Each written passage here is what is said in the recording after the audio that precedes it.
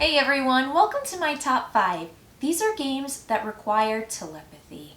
And that means that you have to be totally on your game to play these, but also just have your funny bone ready to go because they are also really silly to some degree, and you are sure to get laughing with your friends when you play these because sometimes you are just so far off that you have to laugh about it. In the first half of my video, it's every man for himself. There are no teams and you just gotta do your best with the information provided. Telepathy encouraged. And in the back half, in the second half of my video, it's going to be cooperative and semi-cooperative games that has someone trying to send you secret messages, and that's where the telepathy comes into play. So, to get us started, this is my number 6 because yeah, this is a top 6.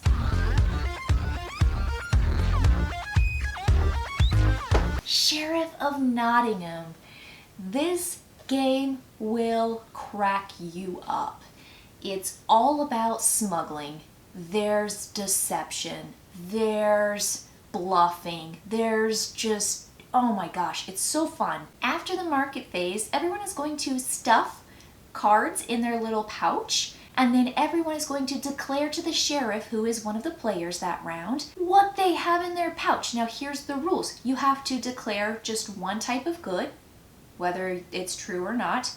You have to declare that they are legal goods, not the illegal kind. You can't tell the sheriff, I've got some illegal goods I'm smuggling. You can't say that. And then lastly, you have to say exactly how many cards you put in, 1 to 5. Now that has to be accurate. That's the only thing you have to tell the truth on. Once everyone has declared their goods, the sheriff is going to try to see if they want to search someone's bag. Now, if the sheriff wants to do that, before they do that, the player who thinks the sheriff's going to kind of rifle through their stuff can bribe them. They can try to give them things, money and goods, things in their bag, and they can try to say, don't look at my bag right now, please don't do that because I will give you 8 gold. Will you not look at my bag right now? And you could be telling the truth or bluffing. Again, this game continues of you and your friends trying to sniff each other out because, oh my gosh, this game is just hilarious. Every time I play this, I lose my mind watching everybody else like sweat and like, you know, the eyes darting and trying to bluff your way out of a very, very ridiculous situation. So if the sheriff wants to look in your bag and won't take the bribe, then it ends in either you find out the person was telling the truth or they were not, and there are repercussions for both sides. That's a simple round. After everyone gets past the sheriff, they get to bank their pouch items if you're successful. And then every round, you just have someone playing the sheriff who's trying to stop all the contraband that's getting across the land. And it's fun, it's goofy, you are having a great time with your friends, and again, it's just full of bluffing and secrecy and deception, and the telepathy comes on the part of the sheriff who has to watch their friends and try to figure out who's behaving abnormally and try to stop them. It's great. The Mind. Yes, this is a teeny tiny card game, but it is all about reading each other's minds.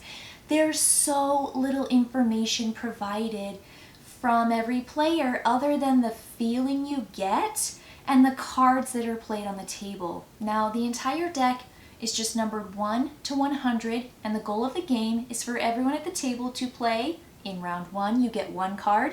You are going to play your 1 card in ascending order without speaking to each other. That's it. So if there are 4 people at the table, you shuffle all 100 cards, you pass 1 card to each other, you look at your card, and then you have to just play it at the right time so that everyone at the table plays their card from lowest to highest. Okay, this is like straight on telepathy needed. No, really, it's just a game of pacing and learning each other's like amounts of pauses, like what does a pause between 10s and 20s and single digits mean to me versus to someone else at the table. And when you play this for the very first time with even a larger group, I know the game says 2 to 4, you can actually play this with a lot of people. You just may not be able to play a lot of rounds, but it's a really fun, like dinner party game, or if you're at a convention, you take this, it's easily transportable, and you play at a table of 8 or 10. Bring this out, people are going to lose their minds. Ha! Ha ha, but it's all about this, right? The mind. You're like looking around the table and you're looking at people's expressions and you're like, oh, should I play my 12? No one's played a card yet. Does anyone have 1 through 11? I have no idea. And then you wait, and then right as you're about to play 12, someone plays the number 3. And you think, you waited that long to play 3? Why? Like, what is your problem? And you want to like just go, ah! But you can't, because you can't talk during this game. Only afterwards, when someone messes up, do you go, ah! And you kind of lose your mind. So if you mess up, you get a life, right? It's kind of like a video game. You have like a certain number of lives depending on how many players there are in the game. And so you get chances to kind of mess up. Now, the shooting stars actually give you an opportunity to have everyone at the table discard one of the cards from their hand, which is the lowest number that they have. And that shows everybody, here's what the lowest card was going to be, to see if we avoided a big catastrophe. Because once you get into second round, 2 cards each. Third round, 3 cards each. Fourth round, you get it, right? You're going to have more and more cards in your hand, having to play, again, in ascending order, with everyone else at the table. And sometimes you just get in the groove and everyone is just feeling each other. And it's just like you're all linked, they're all one mind, and it's just super cool. It's fun. You kind of just play as long as you want to play, and when things are clicking, it just feels good. And there's nothing like a great group game that doesn't require that much setup or that many instructions for you to just jump into and have a great time. And the mind totally lets you do that. Okay, to round out my first 3 games that require telepathy, where you're every person for themselves, is Telestrations. This game is just a fun combination of your friends sitting around the living room or the game room, and you have these boards that you write on and that you draw on, and you just alternate back and forth writing and drawing. Now, what are you writing and drawing? Well, in the very beginning, everyone is going to draw a card that has a name, like a name of something or a place or an idea or a person, and they are going to start off their board by drawing what that thing is. Now, not everybody's a grade A drawer. Guilty. So this game devolves into you trying to read your friends' minds based on these ridiculous pictures that they draw with a dry erase marker. So after you draw a picture, you pass it to the next player. They look at this drawing and they try to figure out what they think it is. Then on the next page, they write what they think it is. Then they pass just the words to the next player. Then that person sees the words and then they draw it, whatever that thing is. This is a game of telephone where things just continually get worse and worse and worse until it gets back to the original player. And at that point, you get a point if it made it around and you were successful, but that's never been my friend's scoring mechanism by any stretch. We just have a good time when it gets so far off that we're all laughing so hard we're crying. I mean, we don't even give points. Points in this game, points don't matter, because what you do is you take your board and then you present to everyone the story of how your thing that you picked, your idea, your concept, has devolved. So you start off with your picture and you go, look at what I drew. And then everyone goes, oh no, this isn't going to end well. And then you say, and here's what so-and-so did. That's what they thought I did. Then here's what so-and-so actually depicted, and so forth. And you keep sharing your story until it's gone all the way around to everyone's depiction, either in words or with images of that thing that you drew. It's fun, fun, fun. Read your friends' minds based on what they draw. It's impossible, but it's so fun, and good luck. Wavelength. This game totally requires telepathy, but fortunately you have a team. Now if you want to play in the 2 to 5 player cooperative play where you're not playing team against team, you have one team and you really want to work together as a team. I've played the cooperative version a couple times and really like it. But you can play in bigger teams where you have team against team. So there you've got this cooperation, you've got a team, and one person knows the exact answer, and they're trying to convey that to you on a wavelength. So there's the telepathy. They're trying to send you the perfect clue so that you can figure out what the right answer is. If you get a bullseye, you get 4 points. If you get to either side of the bullseye by just a little bit, 3 points. And then on the outside, if you get in the range, close to the right answer, you get 2 points. So what your clue giver is going to do for your team when it's your turn, they're going to turn this contraption facing just them. They're going to look at the scale, which is going to be a card that says from hot to cold, from wet to dry. You can see that it's going to be these extremes, right? So you can find a scale of where something fits on this. So you're gonna look at your scale, you're going to randomize where the actual range of the right answer ends up, and then you'll reveal just to yourself, you'll take that window and you'll open it and you'll look at it. And you're gonna find out, okay, so here's where I want my team members to put that red line. I want that red line to point right here. And so you have to think up a single concept clue that gives them just enough information to guess it without being too precise. So avoid numbers and percentages and modifiers and ideas that are too complicated when you start combining things. And so you're going to have to think up a really great clue to send to your teammates. You're going to say it to them, and then they're going to spend time talking about it. So you say whatever your clue is, you close the screen so they can't see where the bullseye is, and you turn it to face them.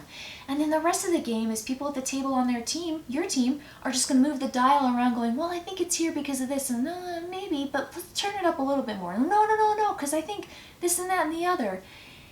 Meanwhile, the other team is trying to throw that team off and throw ideas their way and second guess them and make them doubt themselves.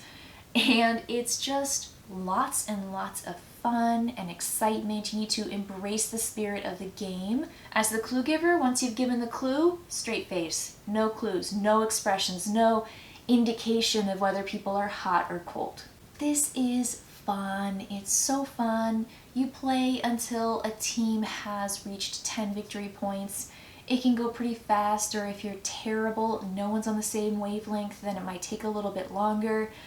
But to speak to the name, Wavelength, you're not necessarily going to be on the same wavelength in the very beginning. Every single time I played this game, it takes 1, 2, 3 cards for you to really jive, like to really get the players you're with and to understand where they're coming from and what kinds of clues they're giving, and for you to give good clues as a clue giver. You aren't necessarily doing a good job in the beginning because it's your first time and you're also with a new group.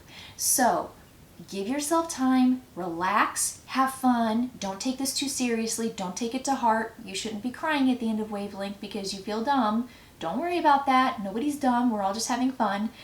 And you just have to get in the wavelength with your teammates, but it takes just a little bit of time. And once you do, you're gonna love it. This game is awesome. Mysterium! This is a fully cooperative game where players are attending a seance and they are psychics. Every player is a psychic at the game, at the table. One player is going to play the ghost. This ghost is the murdered person who wants the psychics to figure out who killed them, where they were killed, and with what object. There are 3 phases to the game, and each phase allows every psychic the opportunity to get a clue from the ghost and then use that clue to correctly identify the character that matches the clue that that ghost gave. Now, players can move forward in the game to the next section and the next section after that before other players figure their clue out. But if all the players can figure out their character, their location, and their object, that the ghost is specifically telling them that's yours, then everyone's going to go to the end, and you're probably going to have more information and more opportunity to figure out who the actual killer is, because it's going to be one of those collections of character, location, and object. So one of the psychics is correct, and we're not sure exactly which one of those until we get to the very end and we can make a really, really good guess. This game is all about psychic connection. I mean, it's written into the rules, it's written into the game. I love the ghost character because you play the one and only person that can send all of these helpful clues to all of the psychics at the game. And it's just a fun role to play. When you give clues, you're giving clues as these really beautiful cards that have artwork depicted. And they're reminiscent of the Dixit cards. They're so creative and colorful and imaginative. As psychics, you're going to get these clues, these cards from the ghost, and you're going to talk out. What do you think? Ooh, it might be this person, it might be that person, but it might be that. And you can talk to each other, other psychics. You can talk just out loud, just kind of work through your, ideas and your theories. And you are going to try to identify each round what clue you got based on what phase you're in. It moves about as fast as your slowest player, but the ghost will really keep the pace for the game, giving out the clues, figuring out what to help people out with. They're listening to everyone talk, trying to adjust their strategy even. So the ghost needs to be paying attention the entire time because everyone's on the same team. You want to win together, and when you do win a game of Mysterium, it's super, super exciting, and it kind of just makes you want to play again right away, trade someone else out for the ghost, and then jump straight into it again. Hopefully you're on the same wavelength with each other and you make those psychic connections, because Mysterium is a really wonderful telepathic and cooperative board game. Deception! Murder in Hong Kong. I wanted to round out my back 3 games, the cooperative games, with Deception, Murder in Hong Kong because it's cooperative mostly, but there is another player in this game who is trying to thwart everyone's progress. In this game, you have investigators who are investigating a crime. There has been a death, someone's been killed, and there is a clue left at the scene of the crime, and there is a means card, which is how the person was killed. Now, everyone's going to be passed a secret identity card at the beginning of the game, and you might be the killer, which in that case, you're going to be the one person against everybody else at the table, or you might be an investigator, and the investigator is going to get information from the forensic scientist. Now, the person who receives the forensic scientist role is going to play a role much like in Mysterium, the ghost role.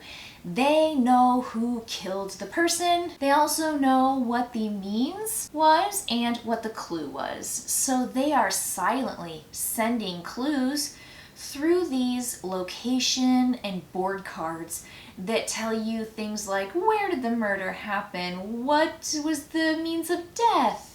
And what was left at the scene of the crime? And they have very restricted choices though, so you have to work really hard as the forensic scientist to send information to people in a way that gets them talking and looking at all of the evidence on the board.